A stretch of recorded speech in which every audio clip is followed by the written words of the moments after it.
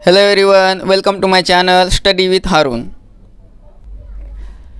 तो बच्चों, हमारे जीवन में अनेक घटनाएं घटती है। बहुत सारी घटनाएं वक्त के साथ हम भूल जाते हैं। एक अरसा बीत जाने के बाद हम भूल जाते हैं। और कभी कभी हम जब घर परिवार के साथ या मित्रों के साथ पिछली घटनाएं याद करने बैठते हैं तो वो हमें याद नहीं आती या फिर धुंधली सी याद आती है। तो अगर क्या हो, हम हमारे डेली लाइफ की घटनाएँ अच्छी या बुरी हो, अगर हम लिख कर रखें, नोट डाउन करके रखें और आफ्टर 10 ईयर्स और आफ्टर 5 ईयर्स अगर हम वही डायरी पढ़ेंगे तो क्या होगा कि 5 साल पहले जो भी घटना घटी थी हमारे जीवन में, हूबहू उसका चित्र हमारे सामने होगा। तो इसे क्या कहेंगे? डायरी लिखना कहेंगे, या फिर मराठी में इसे रोजनिशी कहते हैं। तर मुलांनो, आज आपण रोजनिशी हा पाठ पाहणार आहोत। देखो, रोजनिशी शब्द के लिए समानार्थी शब्द है, ये एग्जाम में पूछा जा सकता है, दैनंदिनी। और जो मैं ये समानार्थी शब्द, विरोधार्थी शब्द जो भी बताता हूँ ये आप याद रखो। अगर आप 7वीं में हैं तो आप 10th में भी ये सारी बातें आपको काम आएगी, ठीक है। तो आपका 7वीं में 10th का बेसिक स्ट्रांग हो रहा है, ऐसा आप समझ सकते हैं। तो इसको कहेंगे रोजनिशी का समानार्थी शब्द है दैनंदिनी। इंग्लिश में उसे कहेंगे डायरी, डायरी लिखना। और डायरी का मतलब नोटबुक नहीं, डायरी का मतलब हमारे जो डे टू डे लाइफ में घटनाएं घटती है उसको लिख कर रखना, उसे कहेंगे डायरी लिखना या रोजनिशी लिखना। तो यहाँ पर देखो, इस चैप्टर में एक मेन कैरेक्टर है वैष्णवी। तो ये वैष्णवी ने डायरी लिखी। यहाँ पे वैष्णवी की डायरी के कुछ पेजेस यहाँ पर दिए गए हैं, वो उसका हमें अभ्यास करना है, उसके बारे में देखना है कि वैष्णवी ने एग्जैक्टली क्या लिखा। वैष्णवीला एक नवीन छंद जडला आहे। छंद यानी हॉबी। तो वैष्णवी को क्या आजकल एक नई हॉबी उसने अपनाई है।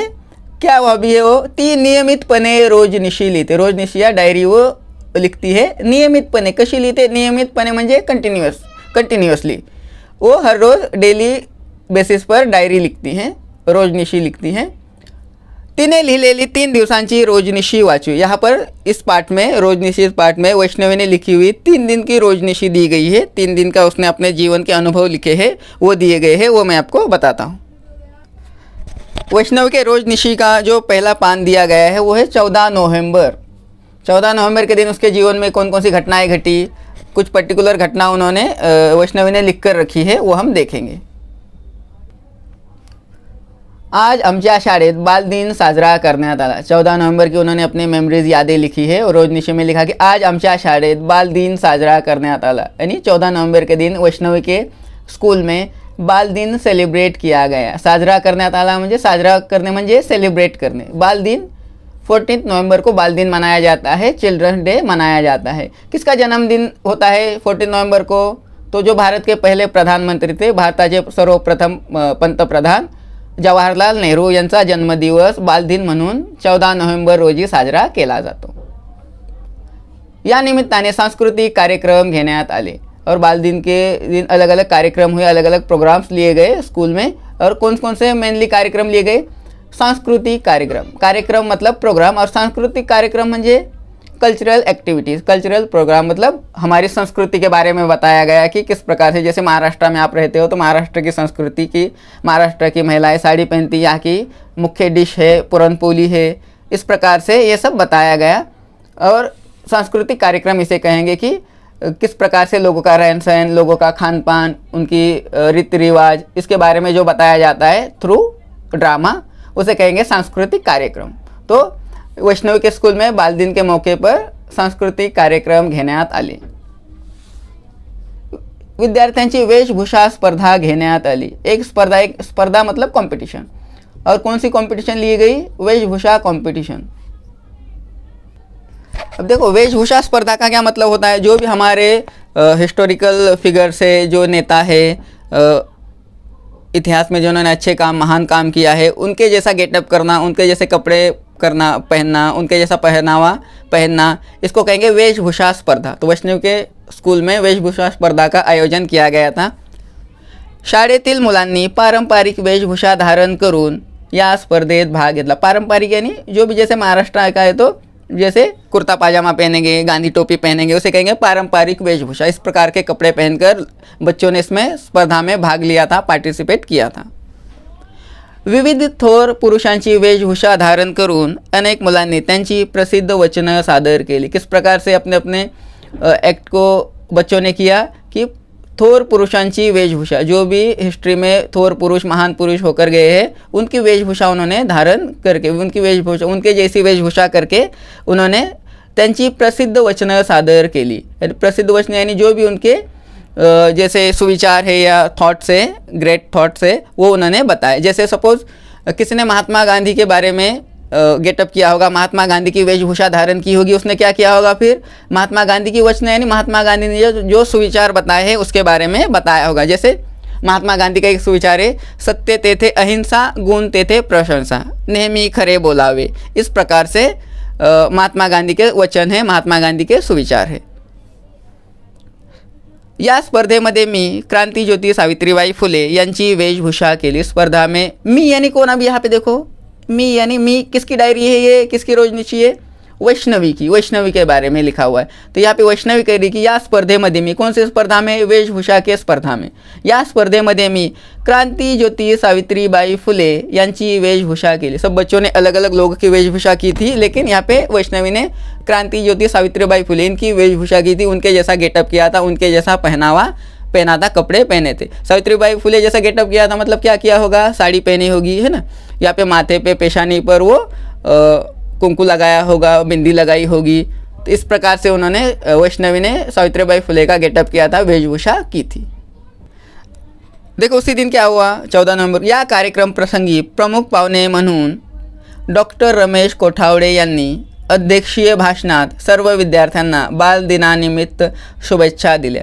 कोई भी किसी भी स्कूल में या कोई भी फंक्शन हो तो किसी न किसी बाहरी मेहमान को, कोई गेस्ट को हम बुलाते हैं, उसे कहते हैं प्रमुख पाहुणे यानी चीफ गेस्ट। तो यहाँ पर चीफ गेस्ट वैष्णव के स्कूल में जो बाल दिन हुआ, बाल दिन सेलिब्रेट किया गया, तो एज ए चीफ गेस्ट किसको बुलाया गया था, प्रमुख पाहुणे किसको बुलाया गया था, डॉक्टर रमेश कोठावडे इनको बुलाया गया था। यानी अध्यक्षीय भाषण, उनका जो भाषण किया उन्होंने अध्यक्षीय भाषण, उसमें उन्होंने क्या किया, सर्व विद्यार्थ्यांना बाल दिनानिमित्त शुभेच्छा दिल्या।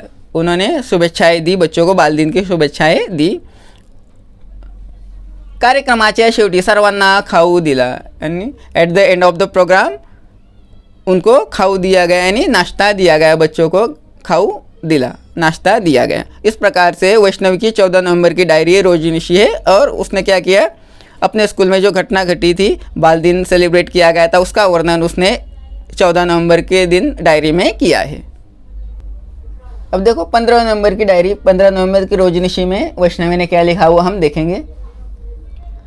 सगळ्याच विद्यार्थ्यांना सुगीचे दिवस प्रत्यक्ष बघायचे असल्यामुळे श्री पाटिल सर आम्हाला गांव शिवारात घेऊन गए। दूसरे दिन क्या हुआ, 15 नवंबर के दिन सगळ्याच विद्यार्थियों, सभी विद्यार्थियों ने पाटिल सर से कहा, अपने पाटिल सर से, कि आम्हाला सुगीचे दिवस बघायचे आहेत, प्रत्यक्ष बघायचे आहेत, मतलब डायरेक्ट हमको सुगीचे दिवस देखना है, सुगीचे दिवस पहायचे आहेत। सुगीचे दिवस, ये कॉन्सेप्ट में बताता हूँ। सुगीचे दिवस का मतलब ये होता है कि अगर आप खेतों में गए होगे, खेती देखी होगी आपने, तो जो फसल है, जो फसल खड़ी होती है और फसल काटने को होती है, फसल निकालने को तैयार होती है, उस वक्त को सुगीचे दिवस कहा जाता है। जैसे गेहूँ है, गेहूँ की फसल निकालने को, अब आप उसको निकालने वाले हो, तो ऐसे वक्त में कहेंगे कि वो सुगीचे दिवस आहेत। मतलब जब भी खेत में फसल खड़ी हो त्याला आपण सुगीचे दिवस असे म्हणतो। जैसे गेहूँ है, जवार है, बाजरा है, गन्ना है, इस प्रकार से जो भी फसल है, क्रॉप से खेत में हो और वो रेडी हो, उनको हमको निकालना है, घर पर लाना है। या जैसे फ्रूट्स हो,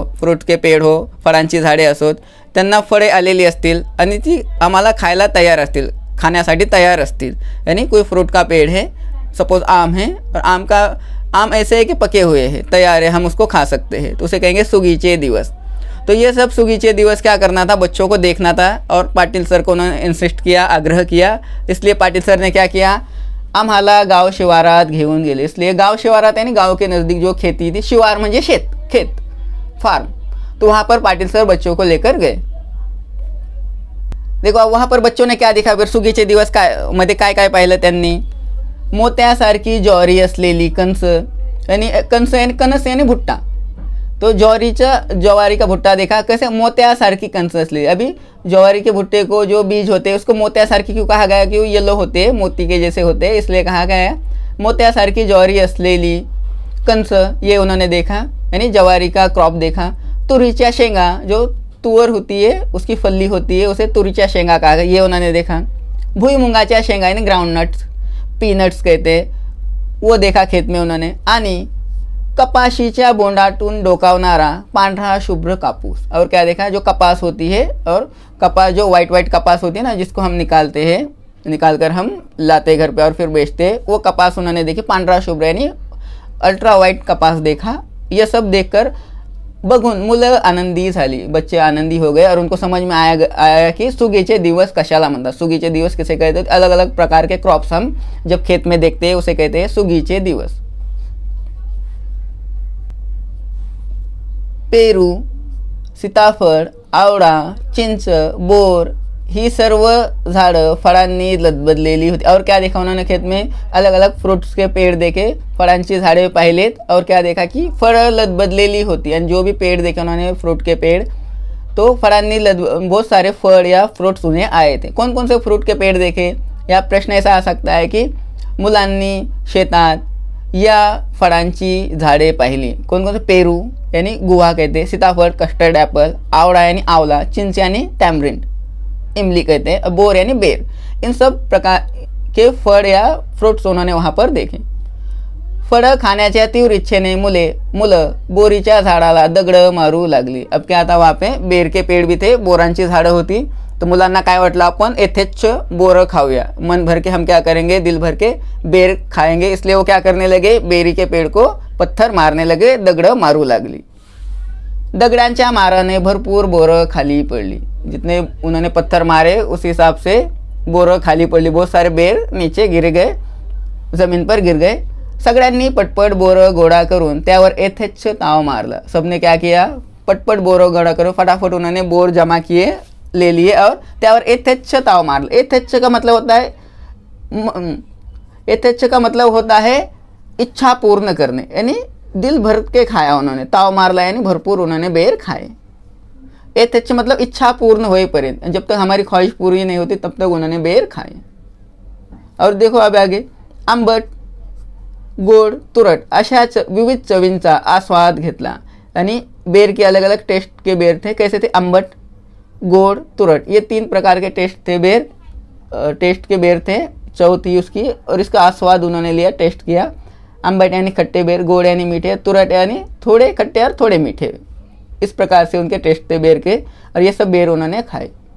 आम्ही शिवारातून घरी आलो, फिर बच्चे एटला शिवारातून खेत से अपने घर आए, तरी ये वैष्णवी करी माझ्या जिभेवर त्या बोरांची चव रेंगाळत होती। घर पे आने के बाद भी जो बेर खाए थे वैष्णवी ने और उनके क्लासमेट ने, तो क्या था कि माझ्या जिभेवर त्या बोरांची चव रेंगाड़त होती। फिर भी उनको अपने ज़बान पर क्या था कि जिभेवर चव रेंगाड़त होती, तो उन्हें बहुत वक्त तक, बहुत बाद में भी ये लगता रहा कि अभी भी वो बेर खा रहे, ऐसा महसूस होता रहा। चव रेंगाड़त होती है, ज़बान पर लगता रहा कि वो अभी भी बेर खा रही है। इथे पाहता 16 नवंबर की वैष्णवी ने रोजनिशी लिखी है, वो हम देखेंगे। आज माझा वाढदिवस होता। वाढदिवस यानी क्या, बर्थडे है, उसका बर्थडे था इस दिन। अभी एक प्रश्न ऐसा आ सकता है कि वैष्णवीचा वाढदिवस कोणत्या तारखेला असतो, तो क्या लिखेगा, 16 नवंबर, क्योंकि 16 नवंबर को कह रही आज माझा वाढदिवस होता। सकाळपासूनच घरातील अनेक नातेवाईकांनी मित्रमैत्रिणींनी फोन करून वाढदिवसाच्या शुभेच्छा दिल्या। यानी सुबह से उसका वाढदिवस था, बर्थडे था, इसके लिए क्या क्या, नातेवाईक यानी रिलेटिव्स, मित्रमैत्रिणी यानी फ्रेंड्स, इन्होंने फ़ोन करून वाढदिवसाच्या शुभेच्छा दिल्या, उनके वाढदिवस के बर्थडे विश उन्होंने किए। वाढदिवसाच्या निमित्ताने आम्ही आदिवासी समाज कल्याण विभागाच्या एका वसतिगृहात गेलो। अब देखो, कोई भी अपना बर्थडे मनाता है तो कुछ ना कुछ अच्छा कार्य करने की, नेक कार्य करने की वो सोचता है। लोग कपड़े बांटते हैं, किसी को गरीबों को खाना खिलाते हैं, अलग अलग प्रकार के कार्य करते हैं। यहाँ पर वैष्णवी और वैष्णवी के फैमिली वाले ने क्या सोचा कि वो कहाँ गए, आदिवासी समाज कल्याण विभाग, गवर्नमेंट का एक विभाग होता है, एक डिपार्टमेंट होता है आदिवासी समाज कल्याण, यानी आदिवासी बच्चों का कल्याण करना, वेलफेयर करना। और उनके जो बच्चे एजुकेशन लेते हैं उनको वसति गृह में रखा जाता है। वसति गृह यानी हॉस्टल, तो जो आदिवासी बच्चों का हॉस्टल था, वसति गृह था, तो वैष्णवी अपने जन्मदिन के मौके पर अपने फैमिली के साथ आदिवासी बच्चों के वसति गृह में गई, जहाँ पर वो अपने माँ बाप से दूर रहकर पढ़ाई करते थे। वसति गृह यानी हॉस्टल। तो वहाँ जाकर उन्होंने क्या किया, देखो, त्या वसतिगृहात आदिवासी दुर्गम भागातली मुलं मुली शिक्षणासाठी राहतात। कौन से बच्चे रहते हैं वहाँ पे हॉस्टल में, वसतिगृह में, आदिवासी बच्चे तो रहते, लेकिन कहाँ से बिलोंग करते, के है वो रहने वाले दुर्गम भागातली, यानी दुर्गम भाग यानी क्या, जो भी रिमोट विलेज है जहाँ पर कोई सुविधा नहीं है, हॉस्पिटल नहीं है, स्कूल नहीं है, पढ़ने की सुविधा नहीं है, तो उसे कहेंगे दुर्गम भाग। तो ऐसे एरिया की, ऐसे गांव की बच्चे, जो आदिवासी बच्चे, ये हॉस्टेल में रहते थे। कौन से हॉस्टेल में? आदिवासी समाज कल्याण विभागाचे वसतिगृह। तो वहाँ पर वैष्णवी और उसकी फॅमिली ऐसे बच्चों से मिलने गए। त्या सर्व मुलांना आम्ही माझ्या वाढदिवसाच्या निमित्तानं खाऊचं वाटप केलं। वाढदिवसाच्या निमित्ताने यानी वाढदिवस के दिन उन्होंने क्या किया, उन सब बच्चों को, आदिवासी बच्चों को, हॉस्टेल में रहने वाले बच्चों को, वसतिगृह में के बच्चे को क्या किया, खाऊचं वाटप केलं, कुछ ना कुछ खाने को उन्हें दिया, मिठाई वगैरे दी। आई वडिलांपासून दूर आलेल्या त्या मुलांना पाहून मला खूप गहिवरून आलं होतं। वैष्णवी कहती कि वो बच्चे जो भी हॉस्टेल में रहते थे, वसतिगृह में रहते थे, वो क्या है, आई वडिलांपासून दूर आए, अपने अपने माँ बाप से, वो अपने अपने पेरेंट्स से दूर आकर पढ़ाई करते थे, हॉस्टेल में रहते थे। त्या मुलांना पाहून, उन बच्चों को देखकर वैष्णवी की हालत कैसे हुई, वो थोड़ी इमोशनल हो गई। तिला गहिवरून आलो, एंड गहिवरून ये नहीं मतलब क्या, इमोशनल हो जाना, थोड़ा उसका गला भराया कि मैं अपने माँ बाप के पास हूँ, मैं अपने पेरेंट्स के पास रहकर पढ़ती हूँ, लेकिन ये बच्चे क्या है, दूर दराज से, दूर के गांव से आए हैं, दुर्गम भागातून आलेली आहेत और वो अकेले रहकर पढ़ाई कर रहे हैं। तो ये सोचकर वैष्णवीला गहिवरून आलं, उसका गला भराया, उसकी आंखें नम हुई, वो इमोशनल हो गई। आई बाबांनी मला समझावलं, तो पेरेंट्स ने वैष्णवी को समझाया। जब वो इमोशनल हो रही थी तो पेरेंट्स ने, उसके माँ बाप ने उसे समझाया। त्या सर्व मुलांकडे बघून मला शिकण्याची नवी उमेद मिळाली। उन सब बच्चों की ओर देखकर एक प्रेरणा, एक इंस्पिरेशन मिली, एक मोटिवेशन मिला वैष्णवी को। क्या मिला? शिकण्याची नवी उमेद मिळाली, यानी एजुकेशन हासिल करने की एक नई उम्मीद मिली उसे, एक नया रीज़न मिला कि क्यों एजुकेशन हासिल करना चाहिए, क्यों मिला, ये क्या क्यों सीखा उसने आदिवासी बच्चों से, क्योंकि वो सब बच्चे क्या थे, अपने अपने माँ बाप से दूर रहकर, अपने आई वडिलांपासून दूर राहून शिक्षण घेत होते। हम अपने अपने पेरेंट्स से दूर रह के पढ़ाई कर रहे थे, और वैष्णवी तो अपने माँ बाप के पास रहती थी, सब कुछ सुख सुविधा उसके पास थी। तो फिर भी उसे लगा कि मैं क्यों नहीं पढ़ सकती। जो दूर दराज से आते हैं लोग, अभाव में रहते हैं, जिनके पास कुछ नहीं, वो एजुकेशन लेते हैं, आगे बढ़ते हैं, तो उसे तिला वाटलं की मला सुद्धा शिकण्याची नवी उमेद मिळाली। उसके मन में भी ये भावना जागी कि मैं भी अच्छे से पढ़ूंगी।